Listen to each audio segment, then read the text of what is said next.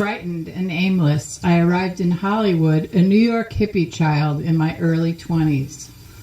Hippocampus was a trendy gift shop on the Sunset Strip directly across the street from the infamous Tower Records and the Roxy Theater.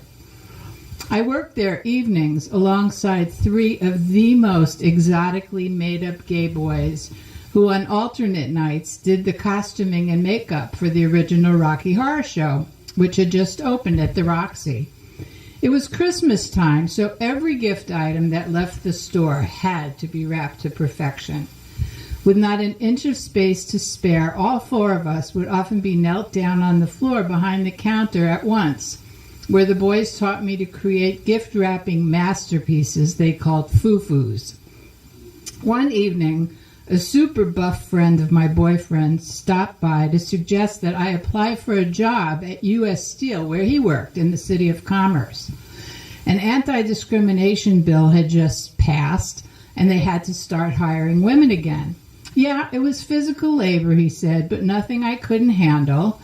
And being a union job, it would pay way more than I'd been earning. And he said he'd look out for me, so not to worry.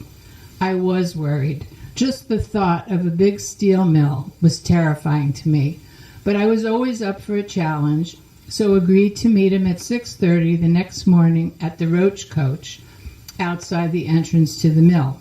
My first Roach Coach, my first steel mill. Just entering the mill felt like going to prison. By 9 a.m., I was a new hire and provided with a hard hat and a pair of steel-toed boots. But aside from the gear, I was entirely ill-prepared. The guys must have done some quick redecorating so as not to offend the new women workers. Rather than actually removing the naked girly posters, though, they just covered them up with other random pictures of sports teams and marine aircraft, leaving only pairs of long, seemingly unattached legs dangling from behind. I was now a hard hat. My job title, hook tender. Of course, they called me the happy hooker out on the steel yard. My job was to guide a pair of heavy-duty chains with massive hooks on the end, chains that the rotund old guy sporting overalls and Coke bottle-thick glasses, who'd been sitting up in the crane for the past 40 years, would now have to lower at my signal. Okay, bring 'em down. I'd wrap one chain around each end of these freaking enormous steel beams, sometimes more than one beam at a time. 30-foot girders used in the building of skyscrapers and bridges. Securely hooking the chain, I'd then signal the operator, "Take her up," and he would glide the girders across the yard to where I would then guide him to lower them down so I could stack them. I ran and climbed up and across stacks of steel beams, kind of really enjoying the physicality. It must have looked like I was enjoying myself too much, though, because I was abruptly pulled off that job to unload truckloads of 60-pound bags of shot, teeny metal balls that act more like unstable liquid when trying to lift them. My work partner clearly saw me struggling. "Pretend there's a baby drowning and you've got to get the water out. Come on, let's get the water out." It helped briefly till in the midst of everything I got my period and wondered if men and women were created equal after all. Thank goodness for the clean new indoor restroom built for the women where I could steal a few moments of relief by actually lying down on the cold tile floor. The union president, whose daughter had actually been hired the same day as me, happened by and casually asked how things were going. I guess I made the huge mistake of telling him because immediately after lunch I was surrounded by angry men up in my face telling me that there was a protocol for filing a grievance and that I was never ever to speak directly to the president of the union again. Ever. I think we were all experiencing some culture shock. Never had I known such prejudiced, tough ex-Marine white guys before, and there was no way that those good old boys could hide their displeasure at having women at work.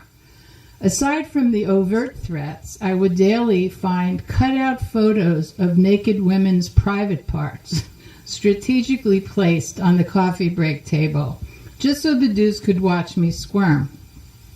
When I thought no one was looking, I'd crumple them up and stash them in my pocket. The 1974 consent decree may have been a major step forward in the battle against racial and gender discrimination in the steel industry, but these guys weren't going to go down easy. It would be a tough battle, and I was no Norma Ray. But then I had options. After long months of being sexually and otherwise harassed, I finally filed a discrimination suit, which I won't go into now, because what I do want to tell you about is the very best thing that came of my entire experience. The connection I made with two beautiful elderly gentlemen. Toy, a black man who had never so much as spoken one word to a white woman before in his life, and who would magically appear at my side when he sensed I was in trouble, like Vampire Bill and Sookie in True Blood. And Petey, a Latin guy who totally kept to himself. He alone had run the shot house for decades, spraying huge steel parts with metal shot to anodize them, creating the most deafening sound I had ever heard. One day, Petey motioned for Toy and me to follow him down a passageway to a very special place, a little sanctuary he'd created under the shot house, complete with a little library, stove, heater, couple of worn chairs, and even a TV. The three of us began hanging out there together during lunch.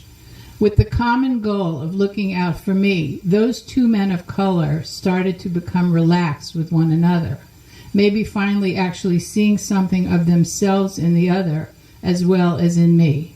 I know they were my angels, and I think in some way I was theirs too.